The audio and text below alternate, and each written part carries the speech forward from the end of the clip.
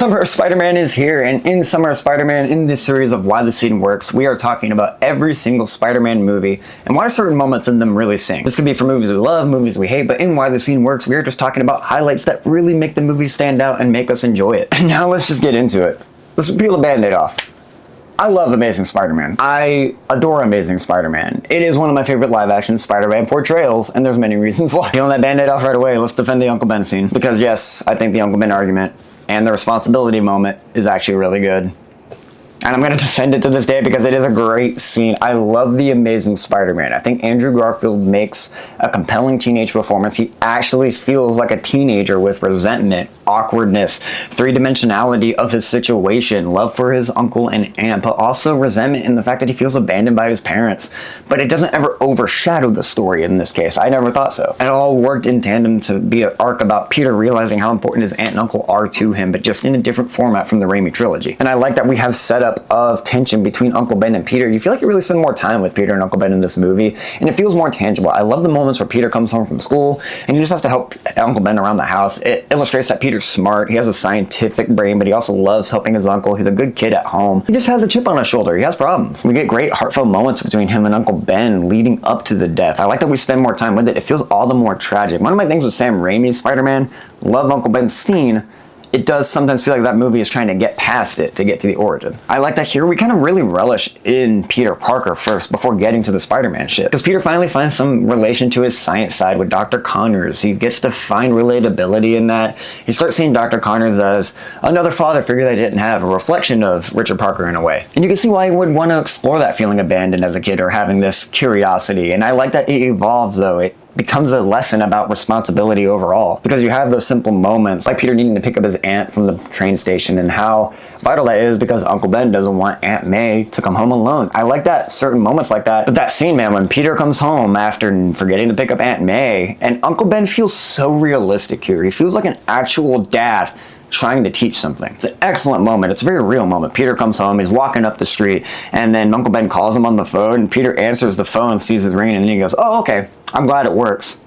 Go in there and apologize to your aunt right now." And it's a great scene because it like, without getting personal, it feels like a realistic family dilemma. The conversation feels real. It feels like an actual argument breaking out in a house among three family members. And that's why I think the great power, great responsibility line hits so well in this movie. Because it's said by a guy, Uncle Ben, who isn't great with words. Why would he be great and concise in saying great power comes great responsibility? I like that it's found in an argument moment. I like that it's in a moment where Uncle Ben's just trying to get through to Peter. He's like, dude, if you have the ability to do something, you have the moral obligations to do those things. But it shows that Peter, understanding his uncle, is able to take that and use it as a word of great power comes great responsibility. He understands what his uncle's saying to him because he's lived with him for this long.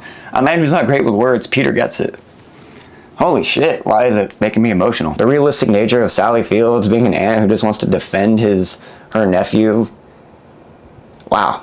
I love that this moment also uses Peter's powers developing as a moment to add tension to the family drama. It feels so like a real moment when Peter walks out the door, slams it, and the glass just breaks, and he keeps walking. Like, it's almost like watching a slow car crash happen, because you know Uncle Ben's gonna go after him, and you're like, no, I just want him to be okay. And sure enough, it's not, you know, like Peter even shows a flawed side of him when he goes to pick up the milk, doesn't get it, lets the robber get away. Like, I like that we're seeing that Peter's chip on his shoulder makes him a flawed character, but it doesn't compromise Peter being a teenager at the end of the day. He's a flawed teenager, not a bad person. Leading into Uncle Ben's death, it hits. It's so tragic because of how sudden it feels. The gunshot feels real. It echoes through the alleyway before Peter realizes what's happening, and he walks over and he can't take it, dude. He feels like a real guy who just saw a dude get shot. He's trying to put his hand on the wound, and it's uncomfortable as shit. One of the most emotional scenes that Andrew Garfield's ever had to portray, and I like that they simmer in the morning of Uncle Ben.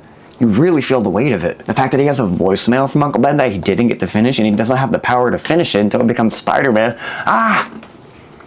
See what I mean? I'm talking about the movie, and I'm getting emotional because this movie is awesome, and fuck the haters. I'm sorry, it's so good. I'm a glazed Amazing Spider-Man. I think Mark Webb understood the assignment, and so the fuck did Andrew Garfield. So did the whole cast. A story of Peter Parker learning to move on from vengeance, to be a hero. With great power comes great responsibility. All from the lessons of his uncle that we spend time with before he gets taken from him. After he has to confront his newfound scientific dad, Dr. Connors. It just all works in tandem to make an origin tale of Spider-Man that's so damn layered, and one of my favorite comic book movies of all time. I love The Amazing Spider-Man. It is one of my favorite live-action Spider-Man films. If not top 4, that and TASM 2 kind of interchange. I'll be getting into that too, don't worry. What is your favorite moment from Spider-Man, or The Amazing Spider-Man, and who's your favorite Spider-Man in general? That's why the scene works. I love this movie. Guys, are you excited for a brand new day? What are you most excited to see? Leave a like, leave a comment, come talk about movies with us, come talk about stories with us. I'll see you next time.